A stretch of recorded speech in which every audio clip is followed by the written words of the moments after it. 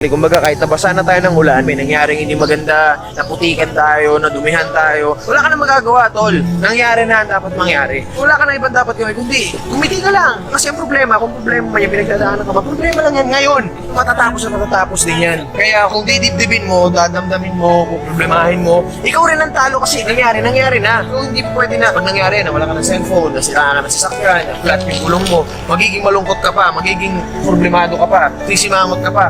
Nawalan ka na nga, sumimangot ka pa, hindi doble talo mo nun, di ba? Huwag ka na doon yung malungkot ka, may problema ka, nawalan ka ng boyfriend, girlfriend, nandun yun, pero hindi para magpakawasa ka sa buhay, hindi para sirain mo kung ano man yung mga binuo mo sa buhay, yung pagiging ikaw. Sasayangin mo lang yung panahon, nangyari na. Pag umiyak ka ba, mababalik. Pag na problema ka ba, mababalik. Cellphone mo, pag nawala mo yung cellphone mo, pag umiyak ka, na problema ka, tumahimik ka sa isang sulok, pag inuntog mo yung ulo mo sa pader, uminom ka na kung anong gamot, nawala yung boyfriend mo, girlfriend mo, babalik ba? Hindi. Pag nawala.